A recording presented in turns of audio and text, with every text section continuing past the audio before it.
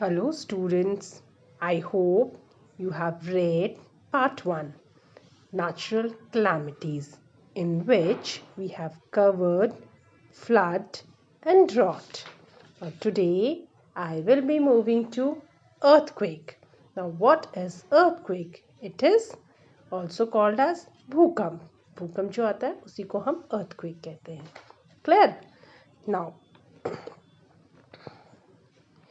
disturbance deep inside the earth's surface that causes sudden shaking of the earth's surface is called an earthquake. Earthquake can be caused by the following reason. अब earthquake क्या होता है? ये जो अर्थ के नीचे का सरफेस होता है डीप इनसाइड, बहुत अंदर, वहाँ पे थोड़ी भी डिस्टर्बेंस होती है तो उससे क्या होता है, शेक होने लगता है. अर्थ जो हमारी अर्थ है वो शेक होने लगती है. That is only the earthquake. अब उसके रीज़न क्या है, क्यों अर्थक्वेक आता है, क्यों ये इस तरह का डिस्टर्बेंस अर्थ के ऊपर होता है. When tectonic plates collide with each other, it causes trembling of the earth's surface. Now children, जो हमारी अर्थ है उसके नीचे क्या है, प्लेट्स हैं, इस तरह की प्लेट्स हैं. क्लियर? इस तरह की प्लेट्स हैं, कैन शो यू. तो इनका क्या है, नॉर्मल मूवमेंट चलता रहता है. बट कई बार क्या होती है, ये मूव करते करते एक दूसरे से कोलाइड करने लगती हैं, टकरा जाती हैं गलती से. और ये टकराने से क्या होता है, टेक्टोनिक प्लेट्स जब आपस में टकराती हैं तो सडन शेक होने लगता है earth surface. That causes the earthquake. Clear? Nuclear bombing and volcanic eruptions also contributes to shaking of the ground. अब जब न्यूक्लियर बॉम्बिंग होती है, न्यूक्लियर बॉम्ब का टेस्टिंग होता है, या वॉल्केनोज जो होते हैं इरप्ट कर जाते हैं, ठीक है, उससे भी क्या होता है, अर्थ जो है शेक करने लग जाती है. That causes the earthquake. The point of origin of earthquake below the surface of earth is called focus. अब focus क्या होता है, focus होता है वो point जहाँ पर आपका earthquake start हुआ है. Clear? An epicenter is the point on earth's surface directly above the focus. It is point where the earthquake begins. The effect of the earthquake is the most near the epicenter. देखिए जहाँ पर आपका अर्थ में deep inside आपका earthquake शुरू हुआ है, that is called as focus. और अर्थ के ऊपर जहाँ पे वो आया है, it is called as epicentre. Clear हो गया? एपीसेंटर आपने न्यूज़ में भी सुना होगा, एपीसेंटर ऑफ अर्थक्वेक. तो एपीसेंटर क्या होता है, जिस पॉइंट पे जहाँ पर वो अर्थक्वेक शुरू हुआ है, और जहाँ पर वो शुरू होता है वहाँ पे सबसे ज़्यादा अर्थक्वेक की इंटेंसिटी होती है, बहुत तेज अर्थक्वेक आता है वहाँ पर. Clear? Now I'm taking, did you know? The magnitude of an earthquake is measured on Richter scale. The intensity of an earthquake is measured by a seismograph. देखिए जब मैग्नीट्यूड है कितना आया, हम जब अर्थक्वेक को चेक करते हैं तो वो 1 to 10 में करते हैं. क्लियर? तो रिक्टर स्केल के ऊपर इसका मेजरमेंट किया जाता है. इंटेंसिटी कितनी तीव्र गति, कितना तेज था, कितना कम था, ये सेस्मोग्राफ से मेजर किया जाता है. The scientific study of earthquakes is called seismology. The longest earthquake in recorded history took place in 2004 in the Indian Ocean. It lasted for 10 minutes. सबसे लंबा earthquake जो था वो इंडियन ओशन में आया था 2004 में, जिसका कितना टाइम, कितने टाइम के लिए रहा था, ये 10 मिनट्स के लिए. नाउ अगर अर्थक्वेक आ जाता है तो what type of steps to be taken at the time. ठीक है, तो हमें किस तरह के स्टेप लेने चाहिए. फर्स्ट है डोंट पैनिक, घबराना नहीं है. Move to open area like parks but not near tall buildings and trees. They can fall on us during tremors. देखिए क्या होता है कि हमें एक ओपन एरिया, ठीक है, खुली जगह पे, पार्क हो गया, आपका गार्डन हो गया, वहाँ जाना चाहिए, बट बिल्डिंग्स के आसपास नहीं होना चाहिए, उनसे दूर होना चाहिए, बिकॉज अगर शेकिंग हो रही तो बिल्डिंग गिरने का भी खतरा होता है.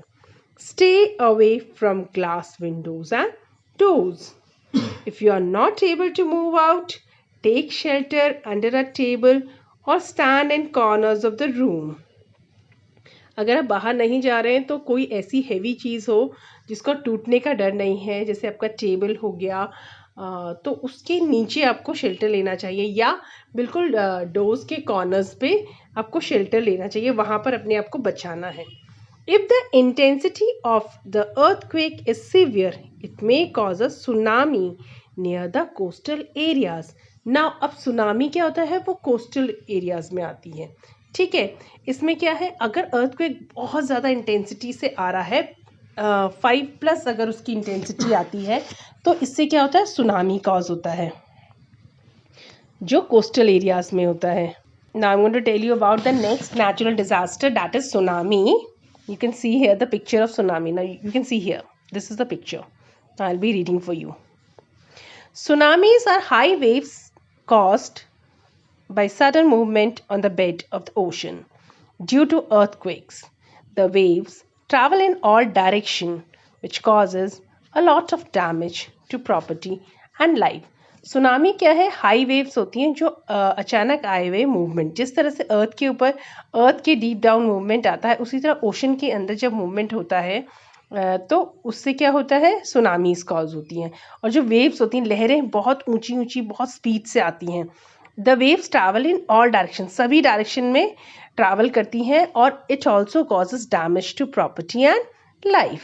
The Pacific Ocean and its adjacent areas are the largest, most diverse and most tsunami prone of any of the Earth's oceans. अर्थ में जितने भी ओशंस हैं आपका, उसमें जो पैसिफिक ओशन के आसपास का एरिया है वो बहुत ज़्यादा सीवियर है, और वहाँ पे सुनामी आते रहते हैं. Clear? In 2011, a tsunami struck Japan because of an earthquake with a magnitude of 8.8. It causes a lot of damage to life and property.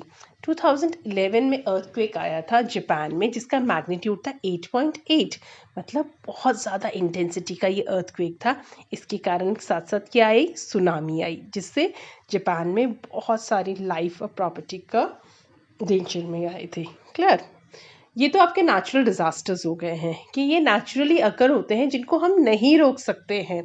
ठीक हो गया, जो नेचर में आपके नेचर में आएंगे और इनको हम नहीं रोक सकते हैं, बट हम इसके लिए कैसे अपने आप को बचा सकते हैं, कैसे प्रिपेयर कर सकते हैं, साथ साथ हमने आपको ये भी क्लियर किया. नेक्स्ट आता है आपका disaster management. The first and the foremost thing that the government needs to do is to create awareness among citizens on how to deal with disasters. Every citizen must be given training on how to act in these situations. Disaster management का first काम क्या होना चाहिए, हर citizen को aware करना, उनको बताना कि घबराना नहीं है. क्लियर हो गया? और हमें डिज़ास्टर्स को कैसे मैनेज करना है, कैसे डील करना है, ये सिखाना है. एवरी सिटीजन, हर व्यक्ति को पता होना चाहिए कि ऐसी सिचुएशन में हमें कैसे रिएक्ट करना है. In the event of a disaster, the local police maintains law and order. The army helps to clear the roads, and in setting up of camps, the Air Force drops food, medicines, and clothes from the air where the roads are blocked. अब जब disaster होते हैं, natural disasters, अभी हमने केदारनाथ का भी सुना था, तो उसमें क्या होता है, जो लोकल पुलिस है वो हेल्प करती है ताकि लॉ ऑर्डर बना रहे. ठीक है, आर्मी जो है हमारी क्यों हेल्प करती है, रेस्क्यू ऑपरेशंस में हेल्प करती है, रोड्स को क्लियर करने में हेल्प करती है, कैंप्स को बनाने में हेल्प करती है जहाँ पे लोगों को रखा जाता है. एयरफोर्स का काम क्या होता है, जहाँ तक आर्मी नहीं पहुँच पाती है, जो आपकी लैंड से हम नहीं पहुँचा सकते हैं, जिससे कनेक्टेड नहीं हो पाते, एयरफोर्स वहाँ पे फूड, मेडिसिन, क्लोथ्स प्रोवाइड करती है. Clear? There are many national and international organizations which help the people at the time of a disaster, like Red Cross Society, WHO, UNICEF, etc. They provide help to human beings in the form of medicines, food, setting up of relief camps, which are a temporary home for the victims. इसके अलावा हमारी कुछ national और international organisations हैं, जैसे red cross society हो गया, WHO हो गया, ये हम लोगों को हेल्प करती हैं जिस टाइम पे डिज़ास्टर्स तरह की आती हैं, प्रॉब्लम्स आती हैं कंट्री में, तो ये हेल्प करती हैं। वहाँ मेडिसिन प्रोवाइड करती हैं, फूड प्रोवाइड करती हैं, रिलीफ कैंप्स लगाती हैं, जो विक्टिम्स होते हैं, जो लोग वहाँ पे आते हैं, उनको हेल्प आउट करती हैं। Clear? This is how disaster management works. That's all for today. Thank you.